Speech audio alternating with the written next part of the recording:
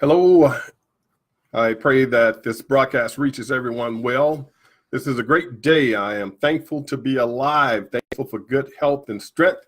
I'm thankful for what God has done for me and my family thus far and what he continues to do. We are all in our right frames of mind. That is a blessing. So I'd like to welcome Tracia. Thank you for joining in, wife of mine. And so we're going to wait just a few moments as more people join us, and we will continue with this extremely important conversation. And I'll be discussing illegal immigrant detainee healthcare versus that of veterans. And most people have heard of the veterans healthcare and the challenges thereof. And so I'll touch on that, but it will not be the main or the center focus of my conversation. Hello. And so I'll talk about this briefly because there are things that we as American citizens may not know that's taken place with respect to our VA healthcare system in comparison to that of those that are here illegally and that are being detained.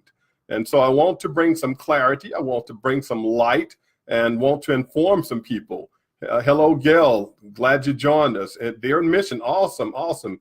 Have someone from the RGV. So it's great to have you all listen in. And I'm looking forward to my next trip down to the RGV. We're always just excited to come down, and we enjoy ourselves each and every time we come down to the Valley. So we're looking forward to that next trip, that next opportunity. And we know that prayerfully it would be in the beginning of 2018. And so we're looking forward to that. So I'm glad you joined us. And as I mentioned, I'll be talking about the illegal immigration detainee healthcare versus that of our veterans. And this is something that most people may not be aware of, and some people may be keenly aware of it. But I wanted to bring it to your attention because of some things that I've seen personally and firsthand as a veteran, and things that I've been able to be privy to as far as information when it comes down to the comparison of these two healthcare systems.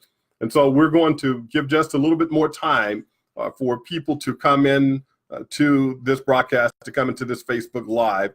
And feel free as you all come in to comment. And for those that will watch this Facebook Live later on, feel free to comment. I will provide a link when this broadcast is done so that the information that I'm sharing with you all be able to see for yourself and some more detail. As a researcher, I like to provide detailed information, but I also like to provide an avenue for people to see it for themselves, because I think that shows great transparency. Many people will talk, but they may talk based on opinion. I like to discuss things based on factual information that I've found from credible sources.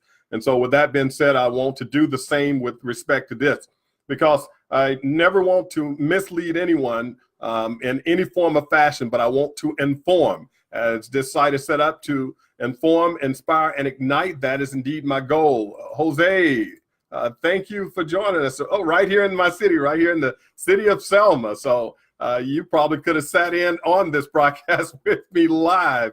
That would have been great. So maybe that's something in the future we can do. Have some people in on a live broadcast, have some Q&A going on there. But that's something that we'll pray on. But nevertheless, I'm glad that you joined us today. And as people come in, feel free to just let me know where you're from. As we have Gail from Mission, we have Tracia that's here. And we also have Jose here from Selma. So we're glad you all joined us. Nevertheless, we're going to prepare to move on. So I won't keep you all long. I know some of you may be at work, some of you may be at home, and some of you may be at work and want to be at home. Whatever the case may be, I thank you for giving me this moment of your time on today. So as we consider the veterans healthcare versus the illegal immigrant detainee healthcare, I challenge you all with one question from the start. And that question is, regardless of what your political stance may be or your political leaning, some people lean right, some left, some in the center, regardless of that, the question I have for you, do you think that veterans, people that have served our country honorably, do you think that these veterans should receive better health care by far than anyone that has entered the country illegally and that's been detained? And that's a fair question. I believe it's a fair question. If you believe that veterans should receive better health care, then we can talk about this from a nonpartisan point of view. And again, it's not about politics per se as far as left, right, or even center, as more so as is about doing what's right. We've had our veterans to serve. And so David said, absolutely. And I'm a veteran of the United States Army. Many of you that's been following me, you know this already. I served 8 years in the military, 7 years active duty, proudly in the Army, United States Army. And I served 1 year in the Texas National Guard. And I, too, am a person that has used the VA system. And I know what that system can be like. I know that it can be cumbersome. I know that oftentimes the wait times can be extremely long. And so I want to give you all just an insight as to who's actually receiving better care. And I challenge you all to challenge our lawmakers on both sides of the aisle to do better for our veterans when we look at Army Strong. Thank you, David, when we look at this comparison. And so I'm seeing so far that people agree. Those that are watching agree that veterans deserve to be treated first. They deserve to have better health care. They've earned it. Think about this now. Veterans have sacrificed moves with their families, sacrificed been on the line in the front lines with battle. They've sacrificed so much. And so we have to give back. Thank you for joining us. Carlette, my friend from my hometown. So I'm glad you joined us. And we're discussing, again, veterans healthcare versus that of illegal immigrant detainees. Most people may not realize it, but there is an organization. We've likely heard of ICE, the Immigration Customs and Enforcement Agency, but many people may not realize that when it comes down to people that are illegally here and that are being detained, there is an organization called the ICE Health Service Corps, and they're providing direct health care for those people that are detained. And that may be common knowledge to some. However, what may not be common knowledge to most people is that we have an organization called the U.S. Public Health Service Commission Corps of Officers. Now, this is about 6,500 people or so, over 6,000 people that are highly qualified military officers. Now, I need you all to understand this now. These are military officers. These are uniformed personnel that are part of the health care that's provided to illegal immigrant detainees. I'm going to speak slowly because I need you all to understand this. Some of our best and brightest when it comes down to medical professionals, we will find them in the U.S. Public Health Service Commission Corps of Officers. And they are active duty personnel, military, that are providing care to illegal immigrant detainees. Now, when we look at our VA health system, you're not going to find the same thing where you have our active duty military personnel, and that's their job, their duty, and that's where they're at to provide that same type of care. I want to point out to you that the U.S. Public Health Service Commission Corps of Officers, it's headed by an admiral, and they're providing top-notch care to illegal immigrant detainees. They're providing care that is greater and at a higher quality than that our veterans receive, often from civilians on the other side. If you hold on, you hadn't heard anything yet, because this is not what you're going to hear from the media. And I guarantee you, if you hold on, you're going to be shocked at some of the things that you hear. I'm glad you joined us, Laney and Gail. Most people don't know about this. When we talk about this organization that's providing this health care, they're overseen by the Surgeon General of the United States. And not only that, as I mentioned, there's an admiral in charge of this organization. So I just want to make it clear, we have illegal immigrant detainees that are receiving top-notch care from some of our brightest medical officials in the Officer Corps under the U.S. Public Health Service. But we have veterans that are receiving often inadequate, insufficient care by people that are not always considered to be the best and the brightest.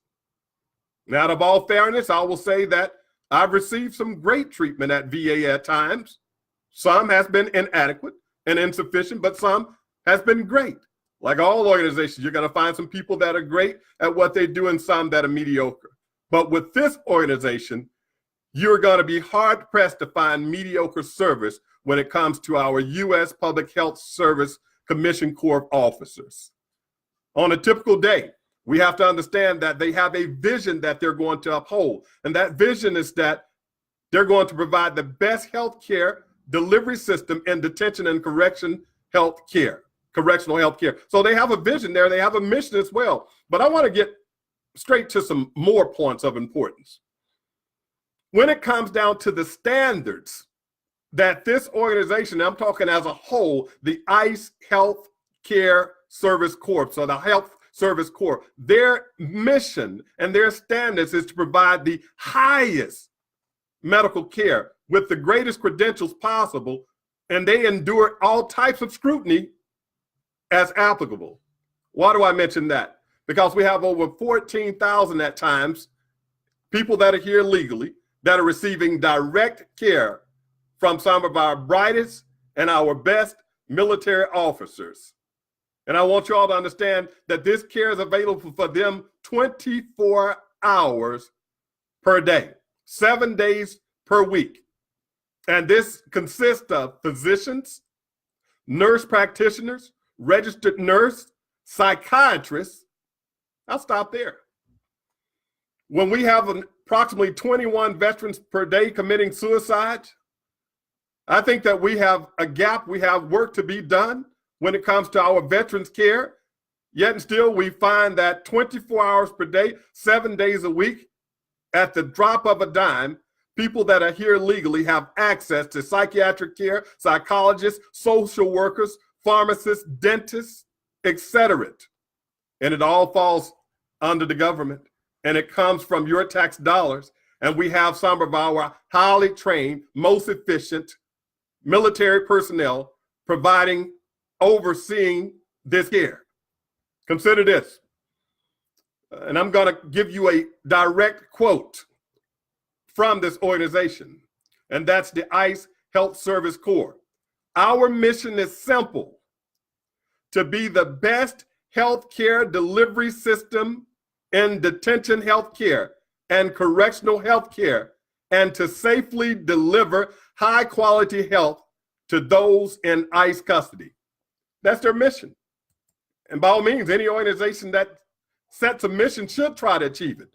So I'm not blaming nor knocking the people of the ICE Health Service Corps, nor am I pointing a finger at our U.S. Public Health Service Commission Corps of officers. They're simply doing their job. They've been given a directive. There's an admiral that's in charge, and they get directions, and they have to follow those directives. So I'm not blaming them. But what I am doing is having you to, for a moment, consider the comparison and contrast that we have veterans that have received inadequate care far too often. Yet we have people that are here illegally, and they're receiving high quality, top-notch care from some of our greatest professionals. The ICE Health Service Corps staff comprises of the highest caliber of health professionals who have chosen detention center care as a noble and rewarding career. And I quote, they note that our team is second to none. That includes Department of Veteran Affairs, Healthcare. This team said they're second to none. Think about that for a moment. As a veteran, I said, you mean to tell me that we have illegal immigrant detainees that's getting health care that's second to none? And what do we get as veterans? Often second-rate health care. There is a problem. And it's being paid for by our tax dollars. If this doesn't get you at least a little flustered and upset, then there's a problem. I'm glad you joined us, Laney, Gillespie, and Lacey. I'm glad you joined us. I'm glad you're doing well, my brother. My friend Lacey Houston, he had brain surgery, and I give God the glory that he's doing well. He was under some great health care in the area of Houston. But nevertheless, as I mentioned, we have the illegal immigrants that are detained getting greater health care than the people that have served our country honorably. And when we talk about the intake process, there's an intake process that's night and day. As a veteran that has gone through the intake process, and for those that don't know what the intake process is, that's when you become a part of a system for the first time often, and they do an overall evaluation of you, what's going on with you, and try to find out what type of care that you need. And in general, you're going to have some type of intake conversation when you call as a veteran to make an appointment. And I want to tell you all that when it comes down to illegal immigrants and their intake process, and I quote to you from a doctor within this system for the illegal immigrants, our evaluation of each patient is an intake process. We have a pre-screening, then a formal screening to check for any health issues that are urgent, emergent, chronic, or acute. The intake is the patient's first and most important interaction with our medical team. I need you all to understand when they do this intake, these people that are detained have an opportunity to have full say as to what's taking place with their health care, which in any case, you would think that's fair, and that's indeed fair. But the point I'm getting to, which was my initial point, we have the greatest people when it comes down to our medical care professionals. These are uniformed personnel. These are our military officers that are serving people that are illegally detained, while our veterans are receiving often inadequate and insufficient care. When you look at the veterans intake, if I make a call, which I did today, if I make a call to establish an appointment to be seen by a VA doctor, I'm going to have an intake, okay? My intake is going to be brief questions about setting up my appointment time and what's taking place with me. And it's going to be so brief that that call can be done in a matter of a few minutes. And if you're lucky, you'll get an appointment within a few weeks. But right now, a veteran has to wait often days, weeks, and sometimes months in order to receive their care.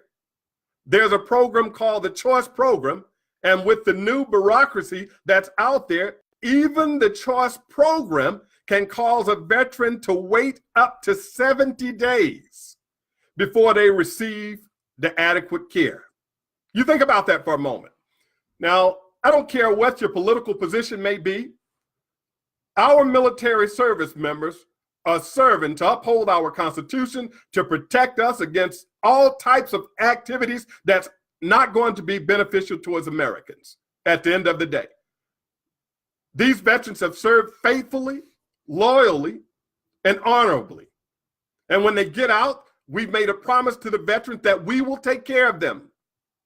But our veterans have to wait days, weeks, and sometimes months to receive care. Yet and still, those that have come into this country illegally and intentionally that are being detained, they're seen within 24 hours. Do you understand what I'm saying? They're seen within 24 hours. A veteran will have to wait days, weeks, and sometimes months to be seen and get care that may not always be of excellence. But an illegal immigrant detainee will receive within 24 hours specialized care if needed, and your tax dollars will pay for transportation to specialists if they're not within those facilities. Understand this. All illegal detainees are assessed within 14 days of entry into the system. Oh yes, definitely, we have to tell it just like it is. Detainees are identified, and if they're identified as high risk during the intake process, it triggers a higher level of care immediately. I've seen firsthand veterans inside of the ER, and it seems like they were, of course, right at the high risk category. They had things going on, and I've seen them wait out there for hours. I've seen it firsthand, wait in the ER for hours before they receive care. But yet and still, when we talk about people that are legally detained, our military officers, in many cases, our highly trained, well-qualified, cream of the crop, will see these people that are here illegally immediately. And if a nurse determines that this person needs additional care, because all the patient has to do is verbalize, and I'm telling you these things, and I'm going to give you a link to see it for yourself. So you won't just think Dr. Tim Westley is just sharing some inadequate, insufficient, and information that's not backed up.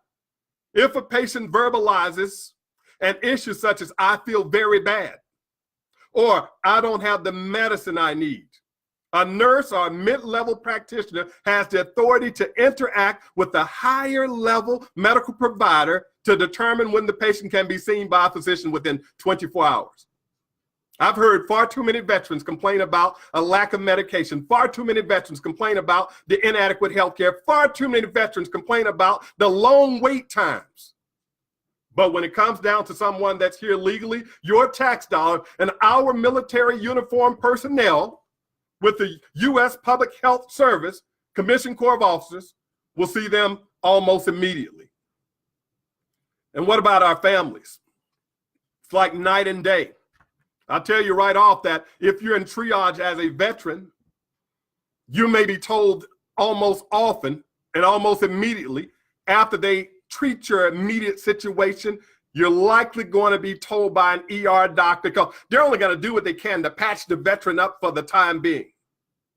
They're going to do a quick fix for the veteran at the time being, and then they're going to tell the veteran, follow up with your PCP, AKA your primary care physician.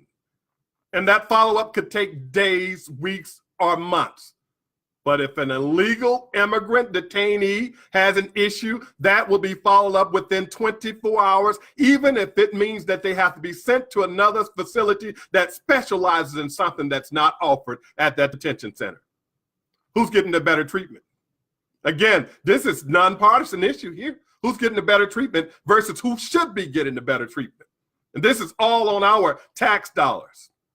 When it comes down to families, any veteran out there will tell you, if you hadn't retired and you're not in that retiree system and you're married and you have a wife and kids or a husband and kids, you better hope that you have another job to provide some health care.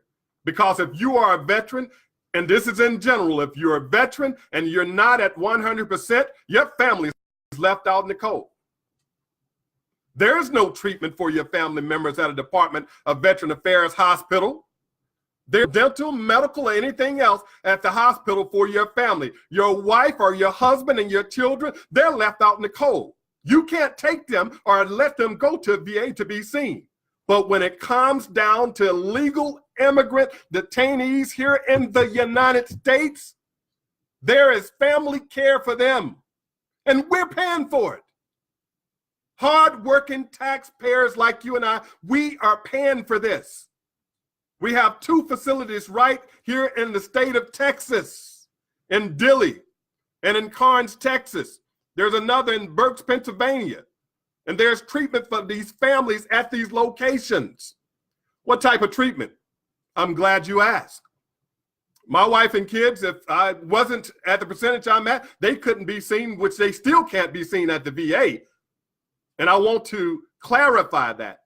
Even if you're at 100%, your family at that point, if you're a veteran that hadn't retired, will get what's called CHAMP VA, and that will allow them to have medical benefits, and there's an avenue for even dental benefits, but very few veterans will be at 100%.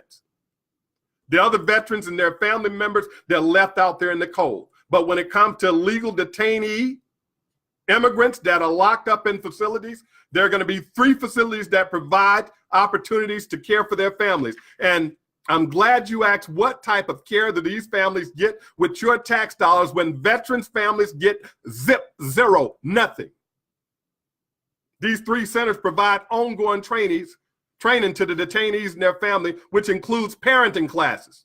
I don't know about you, but some of those veterans that kill themselves may be alive if they had parenting classes with their spouses, if they had additional assistance, if they had care that they can provide for their families. Because as a man, I'll tell you one thing, when you can't provide care for your family after you've served your country, it can be an extremely tough, mentally exhausting, and debilitating thing. But yet still we have immigrants that come here legally and that's detained. They receive parenting classes, school for children with certified teachers, language classes, which means that ultimately the people that are here illegally will become bilingual, if not greater. Yet we have veterans that being bilingual would be helpful for them and their family members, because in South Texas, I tell you, it's a benefit to be bilingual. But these classes are offered to people that are here legally: social training skills, social network and nutrition classes, internet classes, library training, and get this, they even train them on how to use a law library. What on earth does someone that's here illegally, locked up in a detention center, receiving taxpayer dollars for their health care, what on earth should they need a law library for? I'll leave that blank. You make the answer to that. But this is what's taking place while veterans' families are getting nothing. Zero. Is it fair? No, not at all. I'll tell you from my perspective, it's not fair and it's not equitable, because it's costing us millions upon millions of dollars. And I'll close with this. I'll share with you a direct quote from one of the doctors within the ICE Healthcare Service Corps, or the Health Service Corps. This doctor says that, and she's probably boasting, which she's doing a job she's been called to do. And she boasts, she says, seeing a doctor in private practice will take you usually about 24 hours. And well, I'll digress. I want to rephrase that because I want to make sure it's clear. Seeing a doctor in private practice within 24 hours is an impossibility. But with the Corps 6-call system, detainees are able to do just that. They're able to see someone within 24 hours. Not only that, I quote, she says, "We have a full complement of integrated health professionals collaborating to make a short-term healthcare system for detainees. I received thank you notes from patients who have said the healthcare they received from ICE." Listen to this. She received thank you notes from these detainees saying the healthcare they received from ICE has far exceeded anything they expected. You won't see many of those notes flowing through the Department of Veteran Affairs healthcare system. Why? Because we don't have all the time. We won't see the greatest and the best of the best providing us healthcare. I have a novel suggestion. Why don't you give the Department of Veteran Affairs their admiral, active duty personnel? Why don't you give us some vice admirals to oversee the care for the Department of Veteran Affairs? Why don't you allow us to have some active duty personnel from the U.S. Public Health Service Commission Corps of Officers provide veterans health care? I have a novel idea. Why don't you provide the veterans' families some health care assistance? Why don't you provide veterans' families parenting classes and their children some language classes and social skills classes, social networking? Why don't you do that for the veterans that have served our United States of America so greatly and so honorably? Why don't we do that? Why don't we take the hard-paying taxpayers' dollars and begin to take care of our veterans like we take care of those that are here illegally in our detention centers? It's just a suggestion. We have to pay the taxes anyway. Why not take care of those who have taken care of us, who've sworn to an oath to lay their lives on the line ultimately for us, who's given their all for us? Why not do that? That's a novel suggestion. And for those that think about things such as pre-existing healthcare conditions, I can go on, but I'll let you know that if there's someone here that's here illegally, if they have a pre-existing healthcare condition, you may not have yours covered. You may find a challenge getting your pre-existing healthcare covered. But if they have a pre-existing healthcare issue, it's covered. And they send them out to specialists to take care of them. And if they've been misdiagnosed in their own countries, we, and I say we as the United States of America, under the ICE Health Service Corps, and particularly with our U.S. Public Health Service Commission Corps of Officers, active duty military, we ensure that those misdiagnoses are corrected and they get treated for what they truly should be diagnosed for. And all of this is done within 24 hours. But veterans go for days, weeks, months, and sometimes even years without getting the care they need. We've had veterans to die waiting for care. But no illegal immigrant that's detained in our detention facilities will have to wait so long that they die waiting for care. We have a problem, and we have to do something about it. I can inform, inspire, and ignite, but you have to take action. We should be calling our congressmen, and that's what I encourage you to do, writing our congressmen and our senators, and letting them know until our veterans get the care that's better than illegal immigrant detainees, we won't sleep. And if you don't do something about it soon, you won't have a job long. We, the people, have the voice. We, the people, have the power. And if we can't speak for those who have laid their lives on the line for us, then who can we speak for? My name is Dr. Tim Westley. I thank you for this half hour or so that you've given me of your time. Share this information. I challenge you to share it. Send this information to your congressmen, to your senators, and I'm going to provide you a link momentarily so that you can see what I told you for yourself. And this is coming from an official website of our government. How do you hide stuff? Put it right in front of the people. They figure you'll never read it, but they also didn't figure on one thing, and that's you were going to have a Dr. Tim Westley that regardless of whether I'm running for office or not, I'm going to keep you informed, inspired, and ignited. May God bless you all. Thank you for tuning in. God bless you.